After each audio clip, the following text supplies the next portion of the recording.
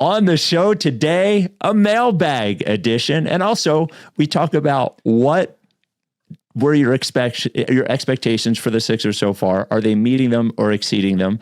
And if the Sixers didn't have Joel Embiid, what would the perfect center look like for this team as constructed? The Rights to Ricky Sanchez. It was a good question from a listener. The Rights to Ricky Sanchez podcast is presented by DraftKings Sportsbook. Sign up for DraftKings Sportsbook by using promo code RTRS. Briggs Auction, the official auction of the process at briggsauction.com. Executive videos for your business made by a true Ricky guy. Go to execvid.com. That's execvid.com.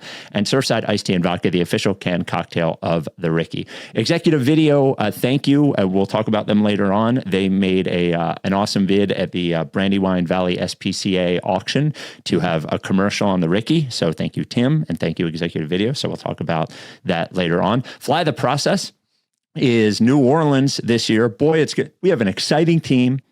That's going to be an empty arena, so we're going to make a lot of noise. I don't know if you've seen any videos of New Orleans Pelicans games, but I could promise you we will echo through the arena. It'll be a fun time. Maybe he'll be there as a guest. Who's that? If Willie Green, who was fired as a coach, maybe he comes on the trip as a guest. Yeah, maybe he's just hanging around. If you want to reserve your spot and Fly the Process, it's Feb 20 through Feb 23 in New Orleans. Go to rightstoRickySanchez.com/fly. Fans of Philly takes care of everything, takes care of your flight, airport transfers, hotel, the tickets to the game, the pregame party, which is all inclusive. You get the t-shirt. We'll go on the court afterwards.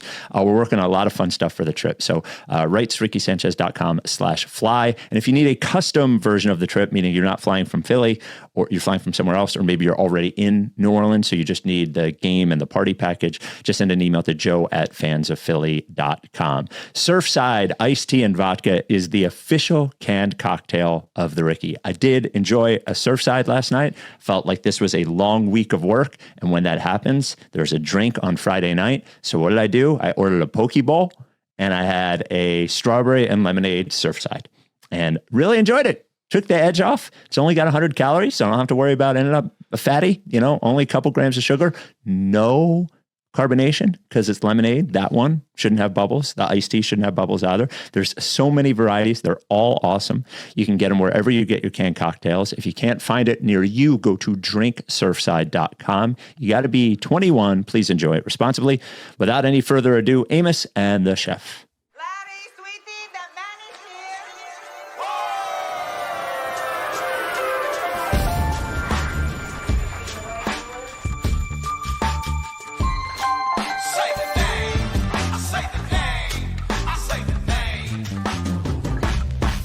We were right, y'all.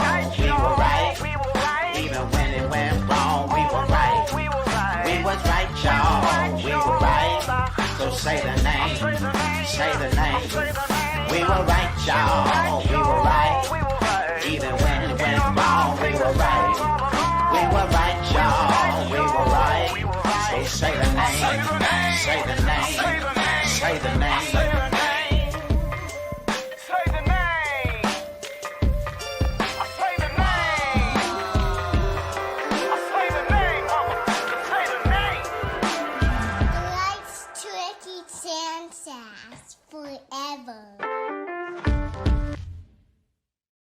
Welcome to the Rights to Ricky Sanchez podcast. I'm Spike Eskin, along with a guy who's podding from his living room this morning. That is one Mike Levin. Morning, Mike. This is going to be a loose one, I think. Yes. I think this is a loose one. We haven't done it's a little taste of August in the Thanksgiving week. I was going to say a little Augusty. There was not a gate. We did a pod after the last game, so we want to, touch on a bunch of different things. Let's just all calm down. Yeah. The Sixers are, what are they, 9-6? They are 9-6. 9-6. Yeah. Nobody's has some mysterious injury yet. Dominic Barlow is back. Yeah. Just some regular injuries that should be arriving soon. Yeah. It's all okay. So everything's fine. Everything's totally fine, except for a voicemail we got basically calling you out, Mike. And oh boy. I think you need to respond to it. I haven't even had time. I usually fix the audio or whatever, but it came in late, and I thought it was interesting. What does fix the audio mean? Well, the ums? I take out the ums. I get rid of like the empty space at the beginning, and I also like normalize the audio so it sounds a little bit better because everybody's phone sounds different. So mostly I was thinking about the ums. Yes, I do get rid of the ums, but we'll see how many ums are in this. You can count at home. So we got this voicemail to 833 Lickface. Hey guys, Craig from Lancaster here. This one is mostly just for Mike. I just was listening to the latest episode where you were spinning a web of ridiculous revisionist history on the Shane Battier conversation and how he was just talking about using his hands and individual defense. Now, I did not go back and listen to this episode because that is ridiculous. I don't have time to verify my memory or facts like that, but I'm pretty sure I remember him also talking specifically about help defense and team help defense, and talking about how the goal was always to get the ball further into the shot clock and out of their hands, because the further into the shot clock you get, the worse shots, blah, blah, blah, whatever other nonsense he was talking about. Now, generally, I'm on your team for the help defense thing, right? It's obnoxious. I hate it. But, like, I'm pretty sure he did answer your question and tell you that he disagrees with you. And I don't think that you gave... I don't think you gave a fair account of what he was talking about. You were fairly dismissive there. And if we're going to, fight the idea of help defense, I think we need to at least be honest. But I'm actually about what you're talking about, and he said you were wrong. So he doesn't have to, and there was only one in there. It was actually a really good call in terms of ums and likes. I think there's one umless call. One like, one Now, he doesn't have time to go back. Now, to be clear, I have not watched this, but I had CJ go to the timestamp of the Shane Battier interview. Now, there's just the context of this is Mike on the last pod was complaining about Tyrese Maxey's help defense, and he said we needed to get Nick Nurse on the pod to explain himself, explain help defense. I had mentioned that Battier had explained it. Mike said that the answer was not sufficient. I do think we need Nick Nurse on the podcast regardless. Yeah. But here is the exchange, which this isn't a gotcha moment. I do not know what happened here, but here is the exchange between you and Shane Battier. Did you take out the ums? No, I left that up to CJ. Okay. Yeah. I got more defense questions. I want to know how do you feel about helping on defense? Oh, here we go. There is no great individual defender in the NBA. That's my hot take. If you're a great individual defender in the NBA, chances are you have impeccable help side defense. Bruce Bowen was an amazing defender. You know why? He had Tim Duncan behind him and David Robinson. I'd be a good, you guys would be great defenders. If Bruce Bowen worked his ass off and he competed, and I give him credit for that. But singular defensive skill is not predicated on just like one person, right? I had amazing help side guys behind me. I had Yao Ming in Houston. I had, LeBron and D Wade on the wings with me, right? And so every great defender, and Mutombo behind me, like every great defender, it's like, every great man, there's a woman who's probably, the reason why, right? And same thing for help side defense. Every great woman, there's probably a great man behind them too, or partner. Because my issue, Shane. So like, yeah, that's the rub. And that's what no one talks about. So help side defense, you got to play it. Again, defense, you're trying to shrink the court. You're trying to take away space. And great defensive teams have very little space on defense. Bad defensive teams have great space. Because if you allow space, the best players will exploit that, and they will get to the basket and cause havoc. The rights to Ricky Sanchez. All right, there you go. Well, I think I'm actually. I can't believe CJ made me listen to the every man behind is a woman and a woman is behind a man. He started saying that, and then you could always see when somebody starts saying something and accidentally wonders if they're saying something that they're going to get yelled at for saying, which is what I thought was going through his. Or just head. Like he is like, I have no idea where to land this plane. Yeah, yes. I actually kind of side with you on that. I think he said help defense, got to play it. I don't know. I sort of side with you in that I don't think he gave a great X's and O's explanation to you. Well, so here's the situation. First of all, I don't blame Maxey for primarily for like it's not like a specifically Maxey thing. It's not like he can't stay attached to his man. It's the way that Nurse wants the defense to be played. And I also have, obviously, as a Joel Embiid fan, I love rim protection. I love having a big guy back there. My issue is when the weak side guy helps way too much, comes 10, 15, 20 feet away to help on a drive, sometimes on a player that's not that good, and then allows that player to have a very easy pass to the opposite wing for an open shot. That's the thing that kills me. It's not like, hey, should Joel like slide over and prevent John Morant from having a wide open path to the lane? Like that's not what I'm talking about. I'm talking specifically about like those kinds of perimeter defenders leaving their man too far to help onto a ball handler, oftentimes a ball handler that is not Kawhi or somebody that like needs to be helped onto. So would the fair reading of Battier's response to you be, if someone is a good defender, they're a good help defender, and then the reason that the Sixers would be particularly bad on help defense is that they are doing it with subpar defenders, so they're worse at it? Would that be a fair reading of what he's saying? And that these players would be bad in any, like, they're going to get exploited one way or the other. Like, it's not because they're help defenders, it's because they're not good defenders. Is that a fair reading of what he said, I think? Maybe. Yeah. Okay. I mean, I think he's just the idea of maybe I tried to ask a short question and let him just talk about it. Yeah. And then he was talking about men and women standing behind each other. Yeah. Which is great. It was great. But I mean,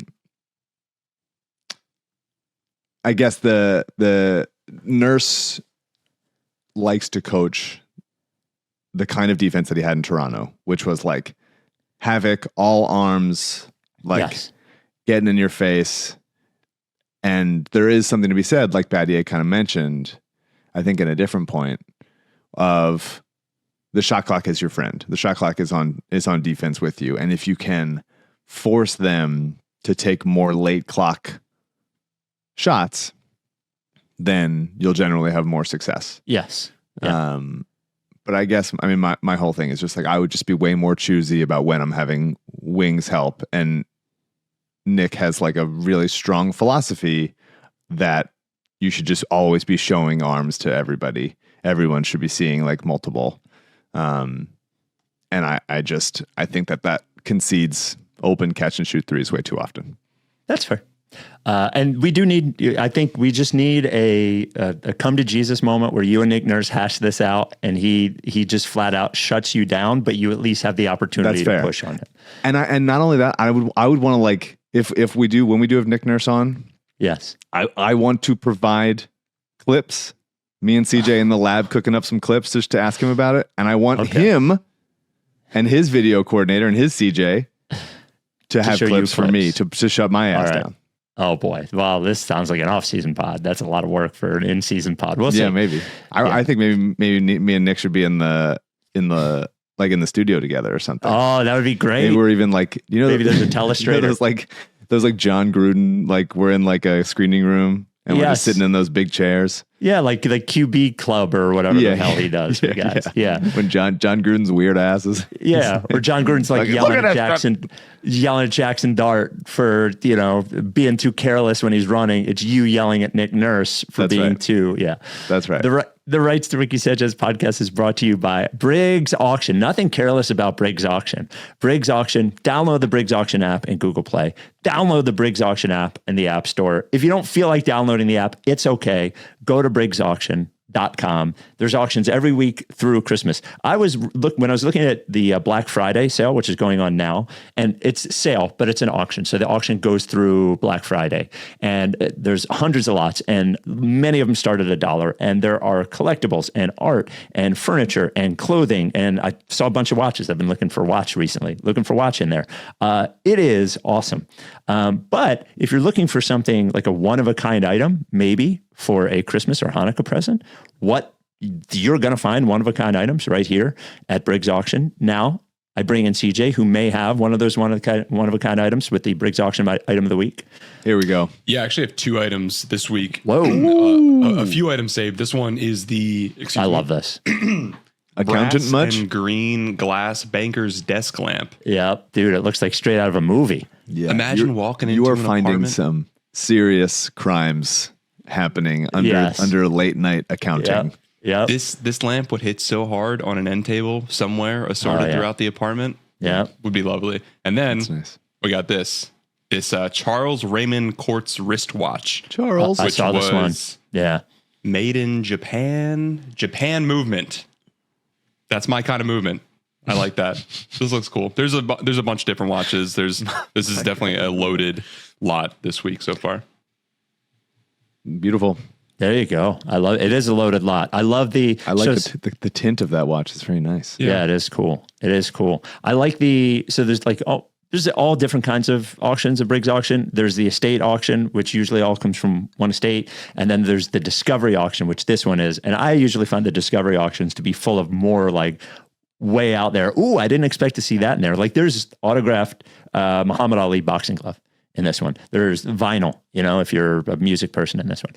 If you win an auction, it's great. You can pick it up, open pickup on Saturday. You can do it by appointment during the week. You can work with them on a shipper if you want. And if you have a bunch of stuff, bankers, lights, or whatever to sell, you could have to use Briggs Auction. Send an email to info@briggsauction.com. That is Briggs Auction, the official auction of the Rights to Ricky Sanchez podcast.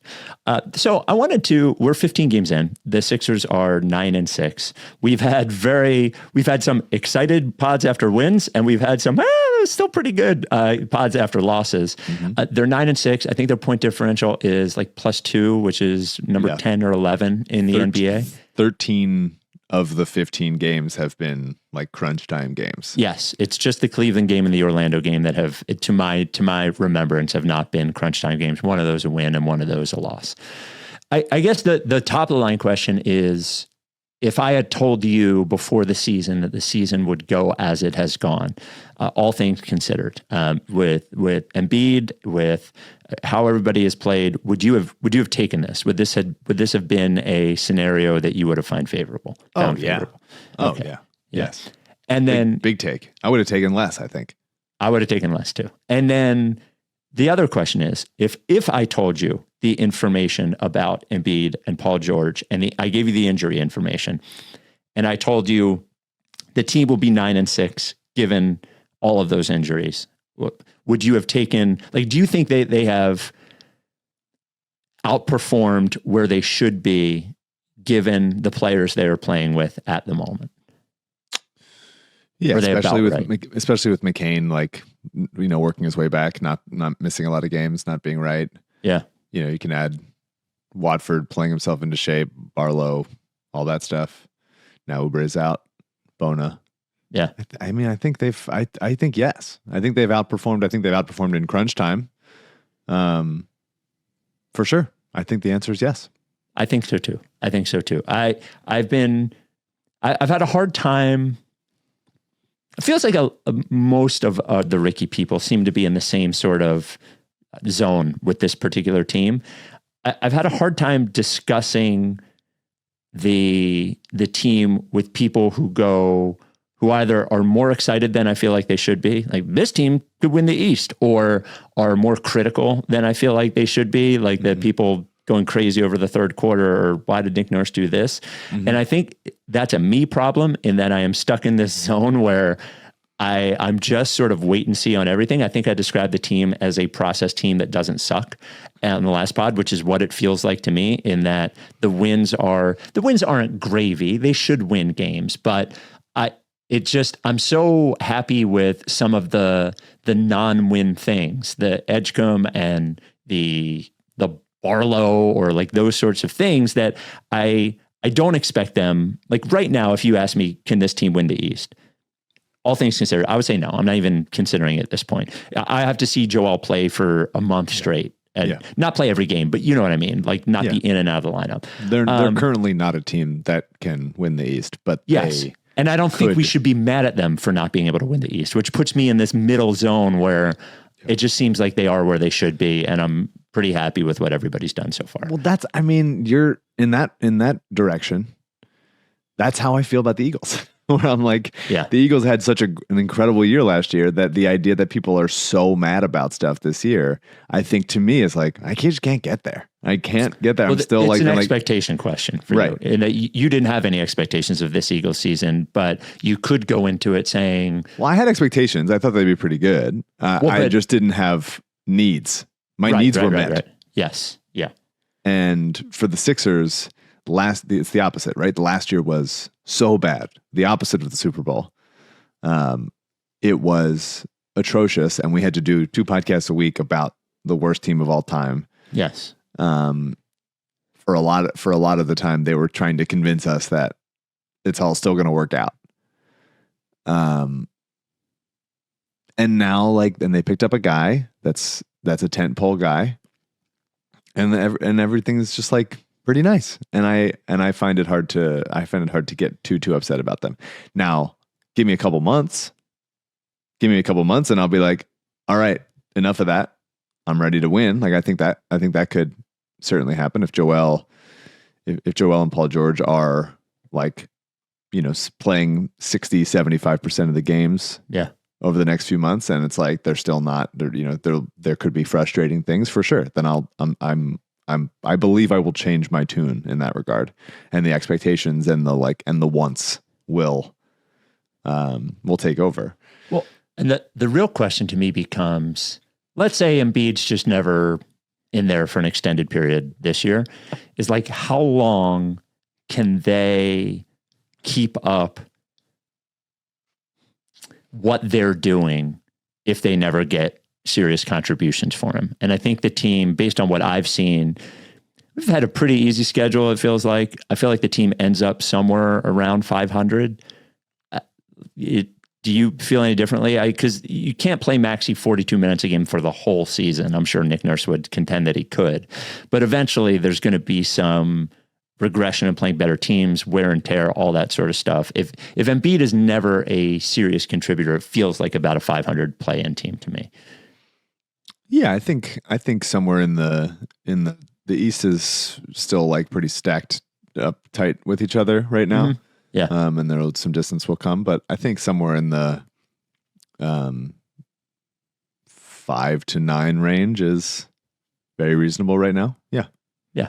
Okay. I just wanted to get a sense of where you were. I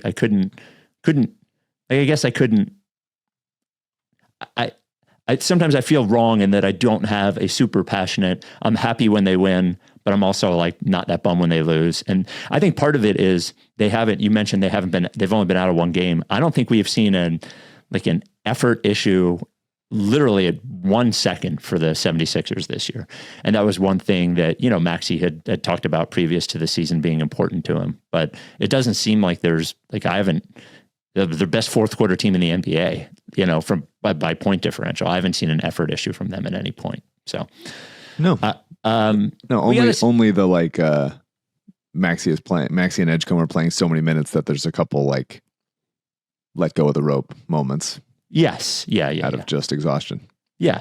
But I don't see it, but effort wise that, I don't know, everything I think to your greater point, everything compared to last year at this point, last year hasn't worn off. So everything feels happy and fun last year because I still have the memory of last year pretty firmly in my memory. Yeah. We got this email from Josh. Writes rickysanchez@gmail.com. Hey guys, first email, but been listening since the very beginning, moved abroad 9 years ago, and I'm 7 hours ahead Eastern time. So the pod has been essential for me as I don't catch many games live. Thank you for listening, Josh. In my tight-knit friend group, I am designated the, quote, believer in the Sixers outlook no matter what person, and my friends are constantly giving me shit for it. It's early, but I feel vindicated so far this season. The East is open. Maxey is from another planet. Positive signs from everyone else, even Embiid, despite the injury situation. I think they are being intentionally hyper-conservative with Joel right now because they believe they can win without him, see themselves as a playoff team, and are trying to maximize the chances of getting there fully healthy. I had a similar thought about PG's return, where it felt like he was ready a couple weeks ago, but they maybe drew it out until they saw him 100% in practice. Felt kind of similar to the Spurs, renowned smart organization, returning return to play plan with De'Aaron Fox this season. All that said, my basketball question, is it possible that the Sixers, incredulously and starkly contrary to their track record, have somehow become a smart, intelligent, and savvy organization in the domain of injury management and decision-making? What do you think? I'm not ready to call that. Yeah. It's giving them a lot of credit a little quick. Feels a little early to say that. Yeah. I think that too. I'm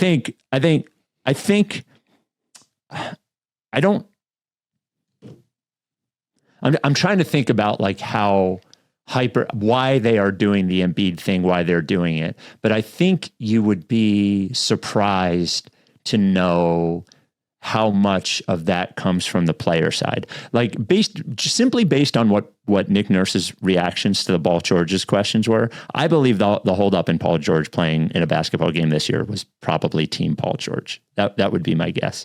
And I would guess that they're probably, the Embiid thing is probably collaborative in that. And they're probably saying, you should only play when it's right. They probably have said that in the past. But also, I don't think they're doing it simply because they can win without him. They're doing it because they really have no other choice, I guess. I just don't think they've become hyper conservative in a, boy, this team is super smart way. That just isn't, I don't know. No, not yet. Yeah. I mean, I think they're being cautious because they're not like pushing hitting the gas, right? Yes. Yeah. And so I think that's kind of everybody across the board. Part of that is regular season. I think if you snap to the playoffs right now, then I think that caution would dissipate. But there's no reason, like they have, through some savvy moves from Daryl, and some development from the other guys, like they have a relatively deep team compared to some years past. Deep and athletic. A lot of guys that are trying hard. Definitely. Yeah. Motor has improved vastly, especially in games when Paul George and Joel aren't there. Like, motor is high. And Yeah. I think I didn't, but it's not like PG was like dogging it or anything in the last one. He played really well. I was really happy with how he played. I'm excited. Oh, he to see played him. great. Yeah. That's why with Paul, like, I was just tinkering around with salaries and being like, who would a tradable thing for Paul George be? I'm sure people ask some questions in emails. Yeah. I was looking at like, could you arrange a Jeremy Grant trade out of it? Could you arrange like a Domantas Sabonis trade out of it if the Kings shut it down? Sabonis is one that keeps coming up to me, actually. Well, Sabonis has the weirdness of like, as Embiid extends his game out further. Yes. You can play them together a little bit.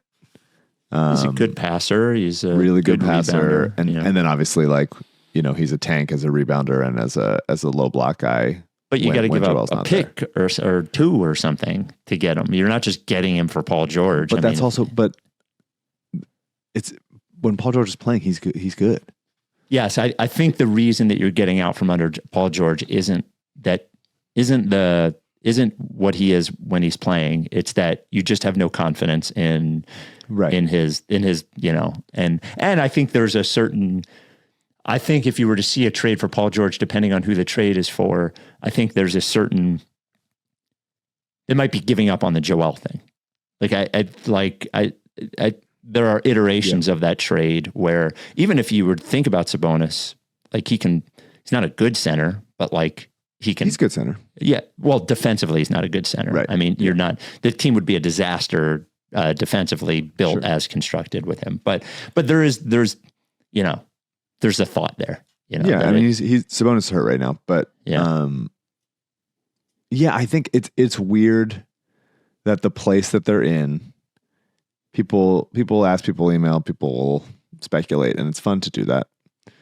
But it is weird that the answer in regards to which timeline to pick, Joel and Paul going for it. Who do you move? Can you trade Joel or Paul? Do you trade, I'm not saying this, but some people being like, do you trade McCain to get somebody that maybe fits more with other people, whatever? I think the answer to all of those things It's just wait. is just to wait. Yeah, I agree with you. Yeah. All it's of just it. not there yet. We don't know enough about anything yet. And I think with Paul and Joel, I think the answer is waiting like a year or two. I don't think that's answer for Paul. Well, that's stepping out. I'm just thinking his contract, right? Right. Because like 3 years, once he's expiring, then you can go, okay, here's an expiring contract of an old player that we can then trade for somebody that is on the books for more, that is younger, that is more aligned, that is whatever. But nobody's trading for Paul George with 3 years left on his contract unless you're like dumping first rounds on their head. Yeah.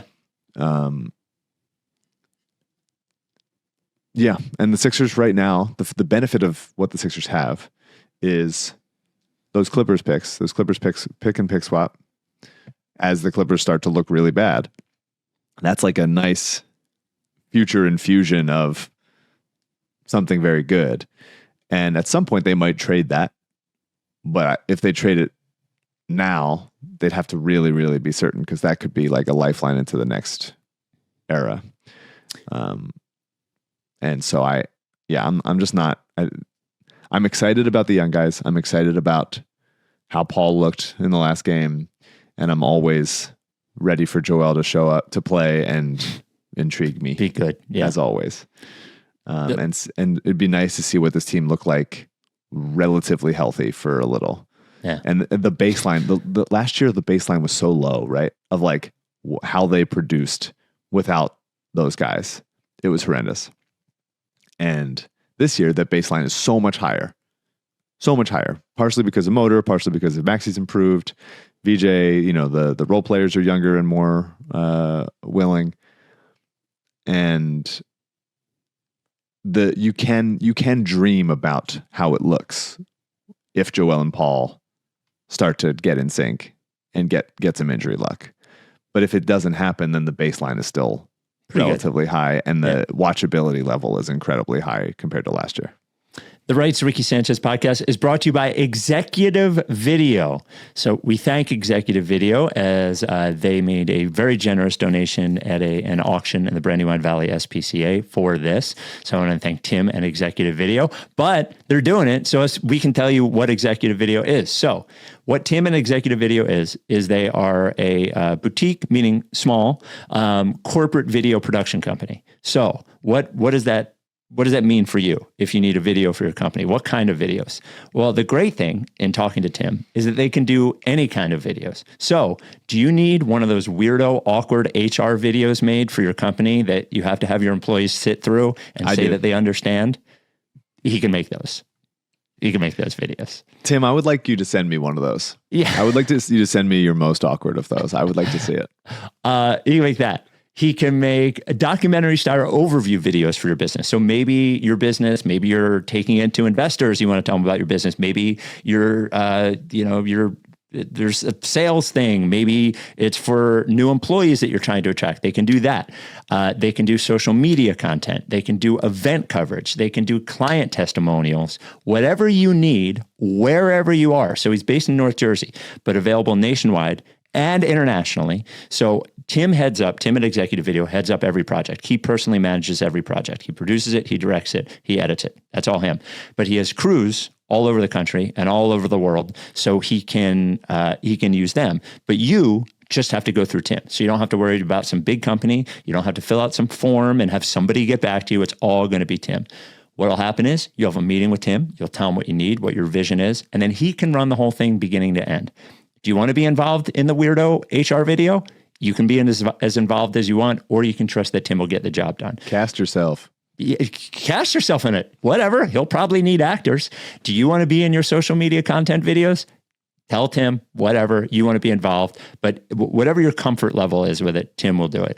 And all of his business, he doesn't really buy advertising. So how does he stay in business? It all comes from repeat clients and referrals, and he's still in business doing great. So it must mean that he does a good job because people keep recommending him and people keep referring him. So I wonder if he's done any like driver's ed videos. That would be a great one too. Some of those. That'd be a great one too. I bet he does. Do you work for the state? Do you need a video made for driver's ed? Call Tim.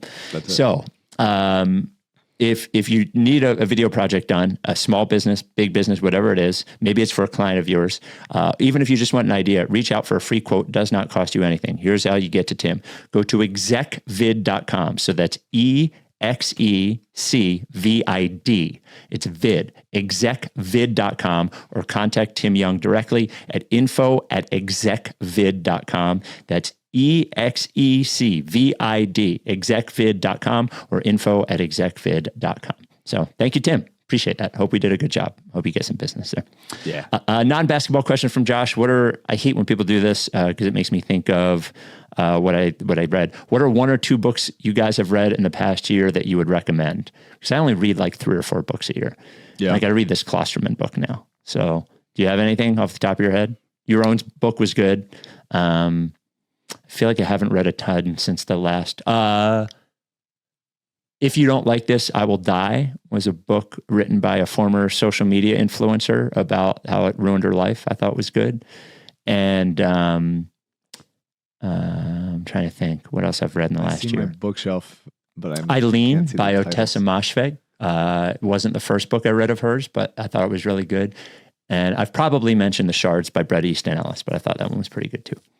I'm still fucking working my way through this nonfiction book, and I read 2 pages every night and fall asleep. Dude, that's the problem with reading when I'm not on vacation, is it makes me sleepy. Yeah. That's why I got to read on vacation, because I'm not sleepy. I got a bunch of books that I'm excited to read once I finish this fucking book about the governor getting assassinated in the early 1900s. I feel like you've been reading that book for like 100 years. I know, dude. It's really hard. Things have been hard. I feel like every time somebody asks about it, you're still reading that book about the governor being assassinated. Right. You're right. And okay. I'm 565 pages into it or something, and I got like 100 left or something. Jesus. All right, maybe I do it over this Thanksgiving break. All right. Yeah. I read All Fours, which is a Miranda July book that I like. That's funky if you're interested in that. And I'm excited. There's other ones I'm excited to talk about this on the next Mailbag pod whenever I fucking get around to some other books. God damn. I am excited to read the Klosterman book about football. I like every Chuck Klosterman book. I've read every Chuck Klosterman book. My favorite one is actually a fiction book he wrote called The Visible Man that nobody likes. I particularly like it, but that's what we have coming up. I'm not a big reader. Did you finish Task? What's that? I did. I enjoyed it. I thought it was good. Yeah. I loved it. Yeah, I thought it was good. Episode 5 and 6 of that show, and I love 7 also, but 5 and 6 especially were. I sort of felt like the penultimate one should have been the last one. I would have been fine without like the happy duty ending or whatever. Oh shoot! If you haven't watched Task, I'm sorry. No, I mean there's not. I don't think it's certainly not all happy duty. Well, it kind of is. It works. I felt the same way about I think everybody felt that way about Breaking Bad, that if it ended in the next to last one, that was my only sort of complaint about Task is I didn't need an extra episode. And I think Pluribus is one of the most annoying shows I've ever watched, and I'm giving up after episode 3. I'm done. I'm out. I haven't started it yet. I'm excited to. It's the most annoying main character I think I've ever experienced in my life. So even me. Yeah. Did you like Better Call Saul? I thought it was boring. I gave up after the first season, but I'm told that it gets better. The early seasons of Better Call Saul are like meticulous in a way that I definitely can see, and it even felt at times was like, okay, this is a little bit boring, but it is. I just think it's the best show ever. It might not be my favorite show ever or the most enjoyable show ever, but I think it's just like there's so many smart, brilliant moments in that show, and I think it is. I've been meaning to rewatch it because maybe I'll go early back seasons. I think will like sing a little bit more even after you've seen the ending. The last few seasons are just like ridiculous. How many total seasons are it? I don't remember. See, that's the other thing. It's a little it's not damning. It's a little imposing when a show has that many seasons that I got to go and watch. It's like 5. Well, it's a lot of 6. seasons. 6. 6. Okay. Yeah. We do have a relationship advice CJ, question 6. in the mailbag. Yeah, CJ 6. from the depths. Yeah. 6. We have a relationship advice question from the mailbag. I keep my heart under my pillow with my teeth and other lies. I've been waiting on your halo just to shine There it is. Our relationship advice theme comes from Eliza Hardy Jones. If you're in Philly, you saw War on Drugs announcing their benefit shows in December, as they usually do, all at Johnny Brenda's. A lot of upset people that sold out in like 5 seconds because Johnny Brenda's holds like 200 people or whatever. But Eliza Hardy Jones of the War on Drugs. So, this, I always feel like I shouldn't say the name. I won't say the name. Well, it seems like I should. This is from CJ, but not our CJ. Relationship advice. Writes Ricky Sanchez at gmail.com. Spike, Mike, and CJ, longtime listener, first-time emailer. Not sure if this fits best as general mailbag or relationship advice, but that's totally up to you guys. My girlfriend and I have been dating for a little over 2 years. I'm from Delco, but we met out in central PA. Our relationship has been good. We have our ups and downs like any other couple, but we both believe we want to be together long-term, building a life and family together. Toward the beginning of this past year, I moved across the country for work while she stayed home. So we've been long distance for a while now. It's been difficult. Connection has been tough. Pressure of timelines has increased, and it's tested us quite a bit. That's not why I'm emailing you, though. She won't leave PA, so I know that this is going to work. I'm going to have to move back eventually. My reason for reaching out is this. This week, she said that I must purchase an engagement ring for her if the Sixers win an NBA championship. I told her immediately that tying our future to this godforsaken team was a grave mistake. Despite this being obvious, it should be said that she has no concept of the Stockholm syndrome we've developed over the past 15 years. Should I honor her and ask to wait to purchase the engagement ring when the Sixers finally win theirs? No. With all of the Ricky listeners that buy from LL, I have no doubt he'll be selling engagement rings in 2046. Or should I purchase the ring when the timing feels right, irrespective of my girlfriend's ask? Would this mean committing to starting the rest of our lives together is built at least somewhat on a lie or a lack of respecting each other's wishes? Unbelievable. Yeah. This poor girl. Yeah. She knows not what she asks. Well, this is what I would ask. She says if they win a title, you have to buy her a ring, but that's not the only way that you could buy her a ring. She wasn't saying only if the Sixers win the title, right? That wasn't what I took from his email. Just if the Sixers were to win the title. I would just sort of detach the idea of the Sixers doing anything that would then trigger you to do something. Right. Seems like a bad idea. It's just bad. Even just existing. I don't think you should count on that. Yeah, I wouldn't count on them to exist. Yeah. That's a funny thing to say, but no, I mean, the amount of things in my life where I've been like, well, if the Sixers win, then that would actually be really nice for this to happen then. Yeah, but they're not. You can't do that. You can't think about that. When my wife and I were dating and I was unemployed, I got a job offer in Los Angeles, and we've been dating for 18 months. And I was thinking about taking it, and she didn't want to go. And she was like, you should take it, but I don't want to go. And I was like, but you got to come. And she finally came to me once, and she was like, all right, I'll go. But if we go out there, you have to propose, and we have to get a dog. And we never went out there, and she still got the ring, and she still got the dog. That is to say, pretty good deal. You don't have to do the thing that, I'm sure if she loves you, she'll be happy when you propose. And I would agree with Mike, detach the ring part of it, or the Sixers part of it. Does not need to be there. Yeah.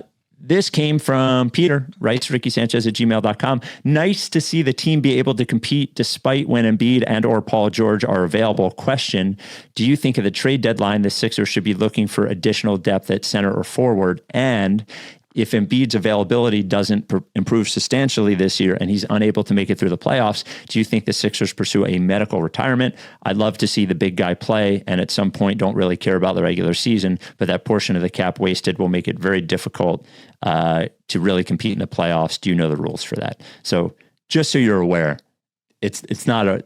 So, okay. So the Sixers can't pursue medical. Well, they can, but I'm pretty sure when it happened with Bosch, the team went forward without his buy-in.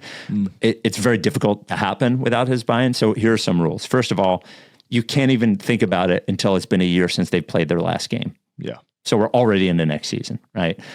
2 independent doctors have to confirm it. And essentially what these doctors are confirming is that they have a career-ending injury or illness. So Embiid, at this point, what he has is not career ending. And if the team a team can't force the player to do it. And if the player were to ever come back, then the cap thing would come back. So so basically to say that the Sixers can't really do it without Joel Embiid wanting to do it, and I don't think it's likely. As far as trade deadline, what do you think? I don't think they would do anything at center, even if Embiid's not playing. I'm not sure. I mean, I think if they thought that there was an upgrade on Drummond or Bona, I think that they could. I think there's a lot of assessing going on, and I don't know enough right now to say this is going to be their need at the deadline. If there's some kind of, if there's some kind of athletic physical four that you think gives you more than the sort of Watford, Barlow, Jabari thing. Yep. And you can go get them. That would probably require some combination of Oubre or Drummond or both. Then that'd be interesting. But I a little bit think that the what they can acquire at the deadline conversation and the duck the tax conversation work hand in hand. Yes. So I'm really not sure. I'm really not sure what they end up getting. I sort of think that they're going to end up standing fully pat. Or ditching. The conversation we had about like what the record has to be for them to want to duck the tax, was illuminating. You said even if they're a couple games over 500, they'll trade one of Oubre or Drummond, even if they're fully in the rotation. That's my gut. Yeah. I find that to be kind of hard to believe. I think not. I think the only way they're not trying to duck the tax is if Embiid is if you're looking at this team and you're fully saying this team can truly contend in the playoffs, not like with 6 other if-then scenarios, Well, if Joel comes back, if Paul George, blah, blah, blah, blah, blah, blah, blah. I think you're going to have to look at the team and say, I fully believe that this team can win the East. I think that would be and I don't think that's such a, yeah, maybe. You can. Then I almost think that they should trade, but they also should trade one of them now or something, just to get ahead of it, I guess. If it's the idea is like win the East, or I'm trading these 2 like rotation players for nothing. I mean, I guess you can trade Oubre as an $8 million for like a contract that's like $4 million, and that would help get you there. Yeah. I think Oubre is the one. I mean, they need Drummond at this point. They need Oubre. Not really. I mean, not if George is playing. I mean, he's good to have, but like, if there's one that's more, I don't want them to get rid of Oubre. I'll riot if they get rid of Oubre, but if you're talking about which one is more expendable, it's Oubre. Yeah. It's interesting. Yeah. It will be interesting. That is a thing to look out for. Yeah. But yeah, I think if there's I've been saying this for 75 years, but a genuine stretch 5, Bona is the like rim running 5 that they have been wanting. And I don't think they utilize him as that enough. Maybe it's because he's not that big. He's not like Mark Williams in there where you can just throw it up and know he's long enough to get whatever. Yeah. But yeah, I'm thinking they certainly don't need any more guard help. That certainly would not be where they'd go. No. The Rights Ricky Sanchez podcast brought to you by DraftKings Sportsbook, presented by DraftKings Sportsbook. DraftKings Sportsbook, is an official sports betting partner of the NBA, and it is where you can bet on the Emirates NBA Cup, which we have fully given up on. So I would say as a Sixers fan, if you care about the NBA Cup, it's only because you're betting on it or you're a true sportsman. But so if you want to bet on it, DraftKings Sportsbook is the place to bet on it.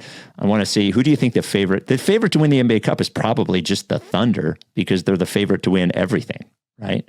I mean, that would be my guess. So the Thunder are plus 145, then the Lakers are plus 650. I'm trying to think of a long shot. Bet the Pistons at plus 950 to win the NBA Cup. Mm-hmm. Throw that out there. Come on, bet the Nuggets at plus 1,000. I mean, you don't have to bet it, but I'm looking at that.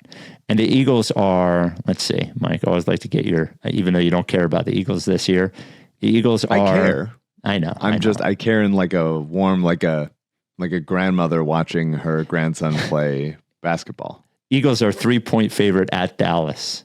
And then actually the line for next week is there. 7.5-point favorites at home against the Bears. What are you thinking at Dallas, Mike? Eagles giving up 3. I mean, I feel good.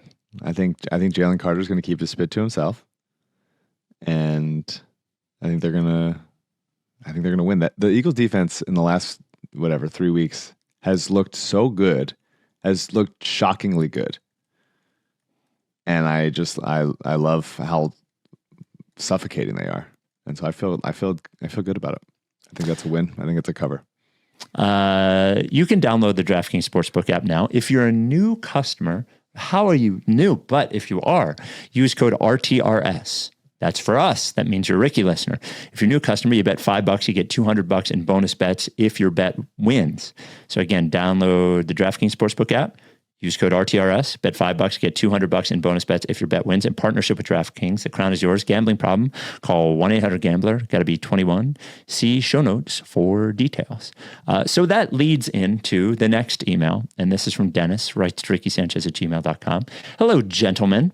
I realize that in season, especially the early season, this is probably not the time to ask this question, but I think it's safe to say Embiid's career is on the wind down. Maybe he'll be healthy. Maybe he'll be injured. Maybe he'll win. Maybe they'll win with him. Maybe they'll win without him.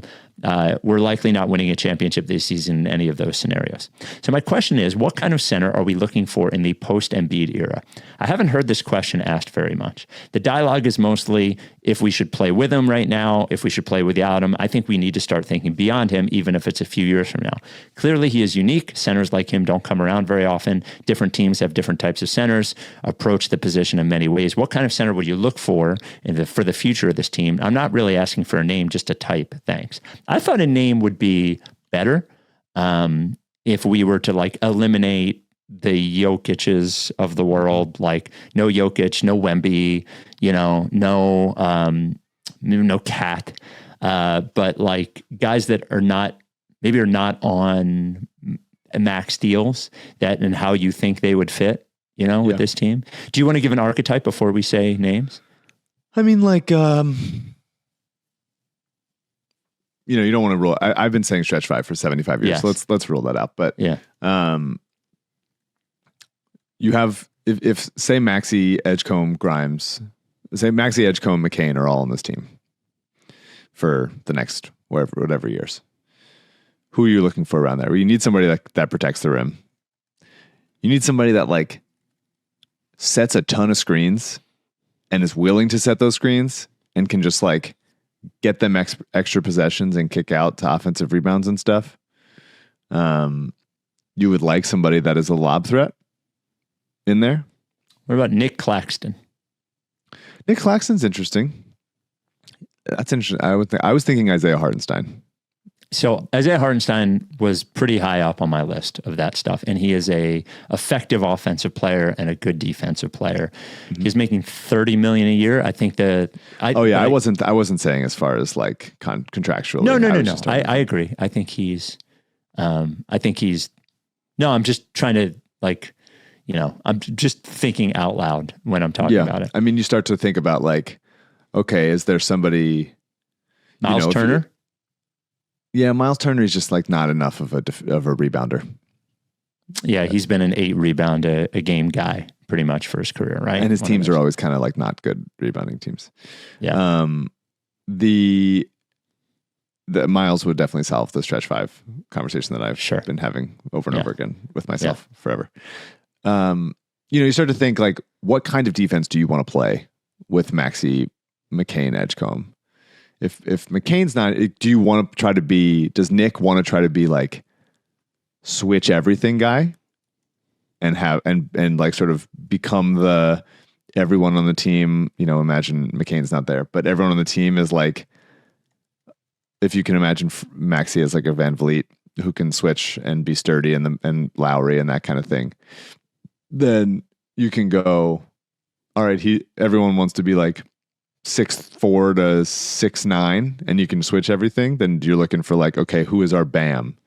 Who is our Evan Mobley kind of thing that can defend out to the perimeter and stuff. And you can just have those kinds of guys, like a little bit smaller but high motor and more switchable. Yeah. Those kinds of things. Yeah. And if you're like, I just keep thinking about if you're building the team this way, I just always think about defense with the center, right? Yeah. And like, I think that is, if you were to diagnose the Sixers' defensive issues at any point, we can hem and haw over the structure of the defense, but essentially they don't have a really good defensive center that's playing at any point. And, like that can change the entirety of the defense. And a strong defensive center. Did you mention Jared Allen? No, I mean, that's sort of like the, probably very standard, very average rim protector, rebounder. That would be fine. That'd be fine. All right. Well, there you go. I think primarily like anybody who needs to protect the rim. So there's different kinds of rim protectors that look like that. But I would really, really want someone that is, you look at like Jakob Poeltl, and he's an incredible screen setter. He's incredible at it. It's not a skill that you're excited to see, but he set one screen on, I think, Maxey in the Raptors game where I was like, you just can't get around that. And that opened up a shot. Like that opened up an Emmanuel Quickley shot. And those kinds of things where you're just like bruising, like screen, rescreen over and over again, finding the angles, having like a good, Embiid's pretty good at it. He's maybe obviously not like as high motor as I'm looking for in this scenario, but opening up opportunities for those guards to take advantage of every inch that they can, every angle that they can. Yeah. What do we got here? Hold on. Oh, this one. Writes Ricky Sanchez at gmail.com from Brian. Hey, Spike, Mike, and CJ, no basketball, just something to discuss. White chocolate, despite its name, is not actually chocolate. It's essentially vanilla that piggybacks on the popularity of real chocolate to gain relevance and appeal. White chocolate needs to find a new name and stop this charade. Mike, your thoughts? Wow. Yeah. My uncle Eric has been on this for probably 2 decades. The reason he doesn't like white chocolate, which I think tastes excellent, is because it's not actually chocolate. Fuck yeah. I've never liked white chocolate. I haven't. That is true. I think it like grosses me out. This is from Jacqueline, writes Ricky Sanchez at gmail.com. She asks snarkily, is Dominic Barlow the best Sixer to wear 25 in the last 10 years? Now that is funny because Ben Simmons wore 25. Mm-hmm. I went back to the year 2000. Found all the 25s. So if Ben Simmons is the best player to wear 25, here are the other ones. Lester Quinones. Mm-hmm. All right. Isaiah Mobley, Darius Baisley, Daniel House, Elliot Williams, Xavier Silas. I loved Elliot Williams, dude. Yeah, I know you did. Xavier Silas, Darius Singaila, yes. Rodney Carney, Mark Jackson, and Damone Brown. I was a huge Rodney Carney guy. Would still be a Rodney Carney guy today. Who was the one we said before Damone Brown? Mark Jackson. Temple Mark Jackson. Yes, Temple Mark Jackson. Yeah. Damone Brown, Syracuse. Yeah. A great list. I was happy to hear all those guys. Yeah, I would put, is Barlow my favorite retroactively? My favorite out of all these guys might be, I'm becoming a Barlow, was Rodney Carney? I don't remember him as a 25. Devotee. That's what Basketball Reference had him as. Let me see if I can find a picture. I'm in the teens for some reason. What's that? But no, he was a 25 with the Sixers. Yeah, there he is. Yeah. I don't remember. I remember him as like an 11 or something. Yeah, I guess maybe I'm thinking about they took him 16th, and that's, I think, maybe I knew there was a teen in there, but that's, yeah. Why don't we do 2 more? This from Rohan. You need to name some guys from time to time. Just name guys. Get the juices flowing. Yep. Back to a list of guys who've won this number. That was thrilling. This came from Rohan. Hello, Spike, Mike, CJ, and Daryl. I'm certain this has been raised a million times, but how has the NBA not moved to a wheel plus draft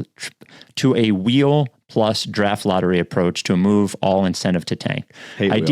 idea is instead of having a fixed pick slot, teams have fixed lottery odds each year, such that over 30 years, every team experiences every position when starting the lottery. By keeping the lottery, we get the fun of draft lottery night, a better gauge for cursed and lucky teams in the NBA retains their ability to rig it. Teams trying their all-in strategy to work with their high draft position will no doubt have the basketball gods ruin it with a bad draft class or an unlucky lottery. Please explain what I'm missing here. Seems too simple. Hate it. Hate the wheel. Have either. always hated the wheel. It's stupid. I think they should get rid of the lottery. Hey, congrats. You're the Sacramento Kings. You've had a terrible season, but at least you get the 29th pick. That's bad. And it also it affects your what you would trade those picks for.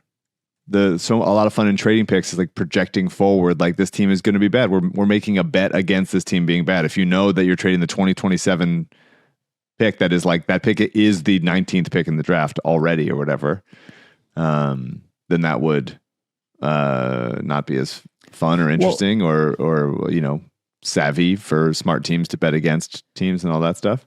The issue is it's supposed to help the bad team, but by flattening the lottery odds, it doesn't even do that. So you still have them tank, but the teams that tank, the worst teams don't get the best pick. So it's like, what is even the point at this point? The idea of the draft is to help bad teams have the opportunity to get better.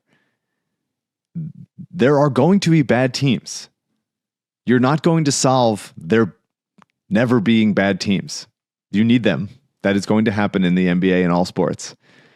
And sometimes those teams are bad a little bit more on purpose. Does it mean the last few weeks of the season are or last month or two of the season is especially terrible for those teams? Sure. But then those teams get to be excited about the idea that in a couple months, they get to maybe draft somebody really good. And that's fine. To me, tanking is not a problem. It's just not. It's not a problem for the fans. It maybe is a problem for gambling, but I don't really care about that. That's not my business. Well, I think it's a bigger problem now than it was even when the worst team because teams still tank. They did not remove the incentive to tank. If you don't like tanking, you haven't removed it. You've hurt the reward, but you haven't hurt the incentive to tank. So the WNBA does it where the lottery odds are based on your last two seasons. Okay. And so I wonder if that could be a possibility of if you can't just be bad for one season and then you get the automatically. So that maybe the idea of like a long prolonged rebuild would then be harder, but the Sixers benefited from that. Sometimes everything just goes wrong. Like that happened with the Sixers last year and you just go like, well, we'll just pick up a guy and then bounce back. I just don't think there's really a problem. I really don't. There's going to be bad teams. And if you think our team sucks, then don't buy tickets. If a team wants to be really bad or like punish them by not buying tickets, buying tickets, by not watching the games, whatever. But when they get good, when they draft an Anthony Edwards, then you go like, oh, okay, great. Yeah, I like it. I like tickets. And then buy tickets and then be excited about it. You don't have to pay attention when they're bad. I just don't think tanking is a problem. I don't think it's a problem. I really don't. The players are never tanking. Well, unless they're, betting against the teams and betting their unders and getting caught up in gambling scandals. But that's not a tanking problem. That's not a tanking problem. Yeah. The players all want to win and play hard because even if you're Elliott Williams on a tanking team, you are trying to play for your next contract. Yeah. You're trying to play for your career. And the coaches are, for the most part, maybe there's some that are more okay with losing, but the coaches are all fucking maniacal freaks and they want to win those games also. So I just don't think it's a problem. I really don't. Well, there's going to be bad teams. Would you rather teams be bad on purpose or by accident? If I'm a fan of a team, I'd rather them be bad on purpose. I think I can see the argument for people not wanting tanking teams. My contention would be that the wheel is not a good solution, and the better solution would be to just have a flat lottery, and because I like that would be a flat lottery of non-playoff teams. Yes. Okay. Yeah.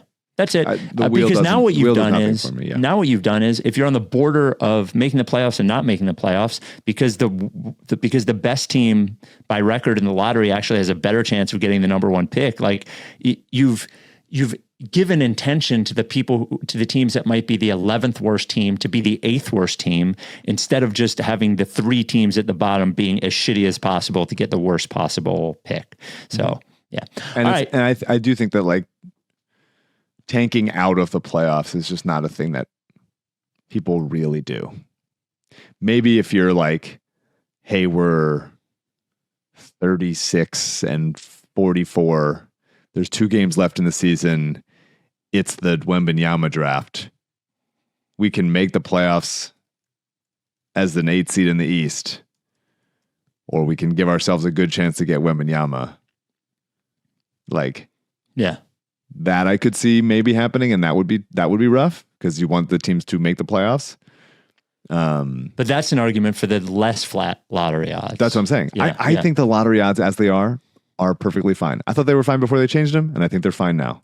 I don't think I would do a full flat lottery to avoid those kinds of things. You don't want teams like at the last minute tanking out of the playoffs, or I guess maybe.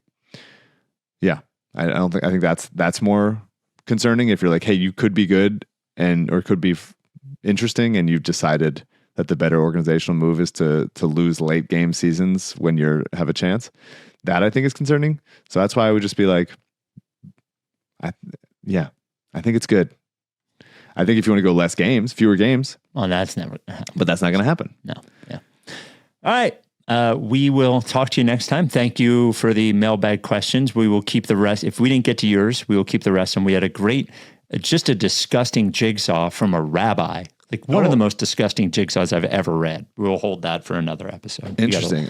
Yeah. Also, the my episode of The Paper airs on NBC. It's all available on Peacock, but there's if you don't have Peacock, then it airs on NBC on Monday night at 8:30. You can set your DVRs for that, and then it'll air the rest of the season. Cool. Every Check Monday that night. out. Because you said The Paper now they're putting on NBC to get shorter versions, right? So they can get more people knowing about the show. Maybe then those people will like the show and subscribe to Peacock. And that's it. Business. Shows. It's a business podcast at the end of the day. Basically, we've always been a business podcast. Thank you for listening. We will talk to you again later on this week. Go Birds, go Sixers on Sunday. And are you down with TTP? Yeah, you, no. Lick face. If you don't fuck with me, then I won't fuck with you. If you don't fuck with me, Then I won't fuck with you. but if you fuck with me, That's a plan B.